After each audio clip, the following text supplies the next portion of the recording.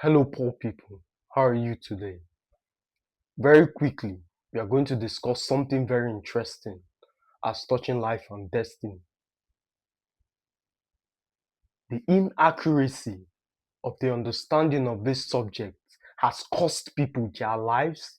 It has destroyed relationship that somebody can be walking today and be dead inside. I met a young man once on a boat, and by his demeanor, you could tell he wasn't enjoying the experience.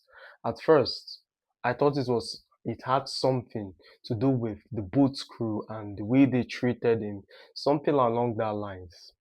But when we engaged, I discovered XYZ happened, and as a consequence, he's depressed.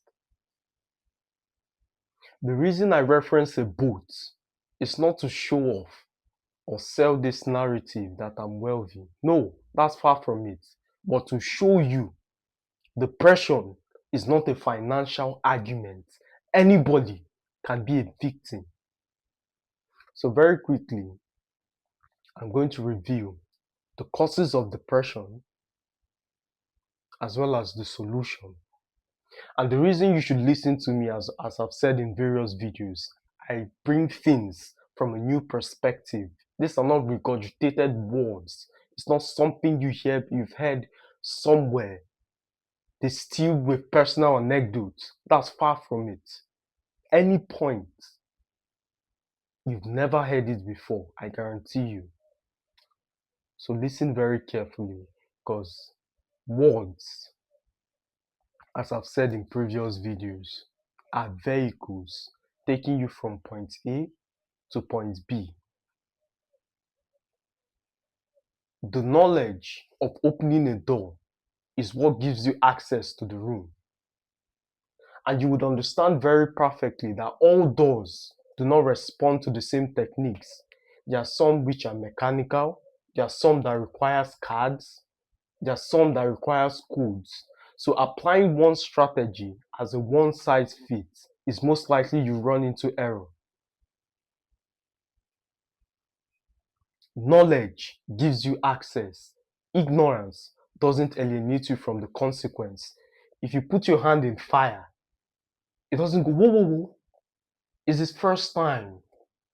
Let's let him off the hook. No, it burns you. You feel the consequence almost immediately.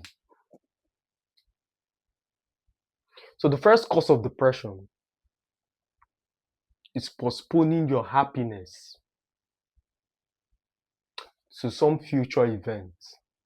I recall at the infancy of my career, the focus of that season was to get XYZ amount. From that amount, start a business. Then that's the next phase of my life. So I will postpone my happiness, defer any kind of enjoyment, ascribe divinity to that character, to that future. But I noticed something very interesting, that even when I achieve the financial goal and I move to the next level, it's another difference. Oh, when this business moves to phase two, when we acquire this company or when we make this contract, then I'll be happy. Until you realize very quickly that your happiness would always be deferred because you're constantly adjusting the goalposts. Economists famously told us that the human want is insatiable. So if you defer your happiness to some later event, you will never be happy. In fact, it's a very stupid philosophy to live by, to only be happy when you get material things. What happens when it dissipates? What happens when the car breaks down, or you lose the car, for instance, or the house, or the jewelry? What then? You slump into depression because of some materialistic thing. It's fucking asinine.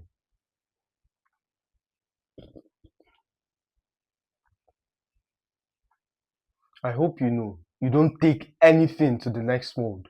When you die, all of those things that cost you problem, anxiety, depression, every single thing is going to be left here.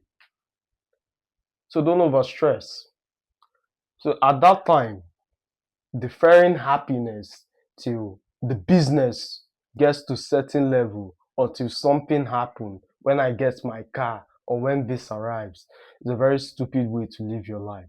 So that is the chiefest cause of depression, postponing your happiness to future events.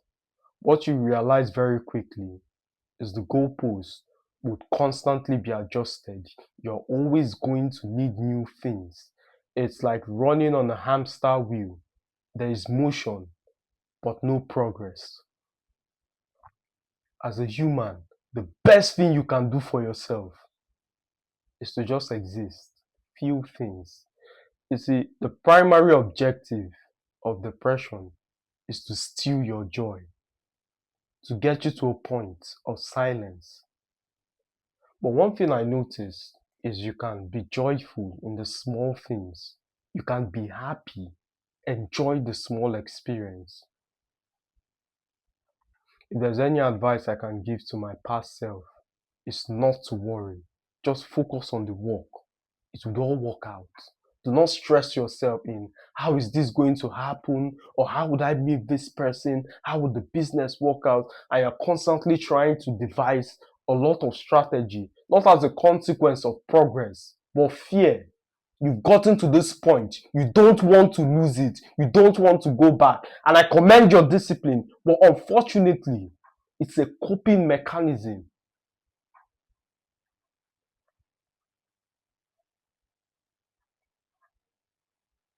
Postponing your happiness to a future event. Once upon a time, the thought of getting to a point where I have thousands of dollars in reserve was incomprehensible to my mind. Like, I'm trying to get by, I'm budgeting towards 2 square meal daily, and you're telling me one day I'm going to have a car? It's incomprehensible. Like, I can't fathom at the time to have thousands of dollars at my disposal. But now that's my reality, and I'm seeking something better. Had I continued with the philosophy of placing my happiness on future events, perhaps I'll be too depressed to create this video. The solution: enjoy the small things. One of the key tricks of the devil is to use your current situation to negate the faithfulness of God. Once upon a time, you could not eat, you had no shelter, you were in debt. Remember when you said, when you come out from this, you forever trust in God. You forever believe He exists. When I just pay this, when I just acquire this, let me just get this promotion, and I promise I will never doubt God. Remember when you made all those kind of statements? And here you are.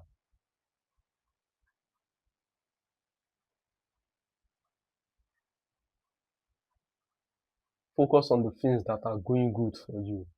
Focus on the big wins of life. And please, I'm not preaching perma happiness. No. You're an adult. You should not be going around seeking for happiness. Anybody who prioritizes happiness or lets his emotions dictate his actions, you most likely are going to descend into hedonism. So doing the things you're supposed to do is where the happiness is derived from. For instance, if I go to the gym, I finish my schedule, I do what I'm supposed to do on my laptop, I create this content. I'm happy by doing all of those hard work. So the same emotion, you're routing it from an easier standpoint. You're routing it from something that is easily accessible. It's a stupid way to live. So stop posting your happiness to a future event. Solution: focus on the things that are going well. Secondly, enjoy life. And as easy as this sounds, please, this is coming from someone who has suffered. It's easy to say. That's the problem I have with these peasant gurus and false content creators. They can say things which are logically sound, but faced with that situation, you would crumble. You're not empathetic enough to consider the human factor undergoing these trials rather. It is painful when you're in debt or have some kind of financial issue and you're trying to do the things you are supposed to do. It's easy to point fingers and say, get up, do what you're supposed to do, be motivated, ignore your feelings, and all of those rhetoric. But it is difficult when you're faced with that situation. It is painful to fail consistently and get up and still do what you're supposed to do.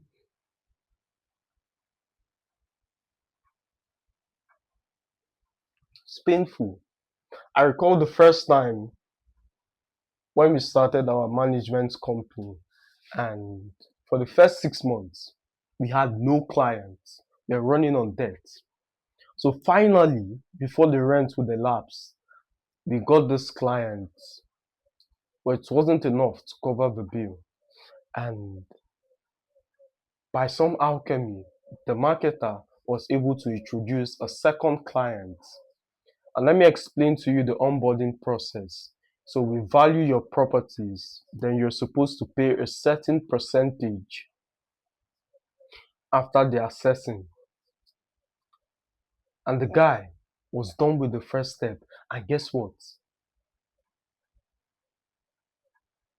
He stopped responding. No text, no picking of calls. He didn't respond. And we had budgeted his finance to pay rent as well as some minor expenses. Think of how bad that situation was.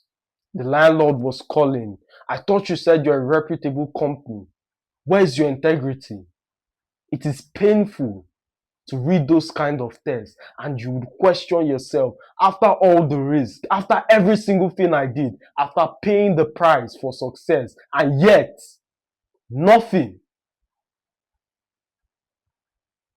It was a painful experience. And the universe is very fair and giving. If you embody a mindset, it would always bring the situation equivalent to your philosophy. And that is why, ladies and gentlemen, these false gurus crumble. It's not necessarily because they are fake or they are exposed of something they did, but they hold a mindset that is perfect on paper, but faced with the reality, the consequence of their ideology, they crumble. So that's the first one. The second is comparison. And this one is self-explanatory because everybody can relate. And why comparison is painful or where it's more effective is if you were at the top in a certain endeavor. Let's say high school, for instance, you were one of the popping kids and you were an athlete. Something happened and you lost your space in the football team, or when you graduated, you were not capable enough to compete at the highest echelon of that sport. It cost you to get a normal job, or you become normal, and you're forced to see kids you bullied, people you thought would not amount to anything, enjoy success. I used to know this guy from XYZ. He was very small. Now look at him. He's jacked, going to the gym, have millions of dollars, have a lot of followers, and is doing something with his life. So that kind of comparison is enough for depression to creep in.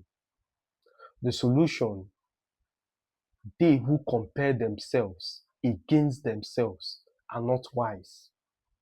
For you to be in the position where you're comparing yourself, it means your life doesn't amount to much. Because if you were truly busy, if there was something that drives you, you won't have the time.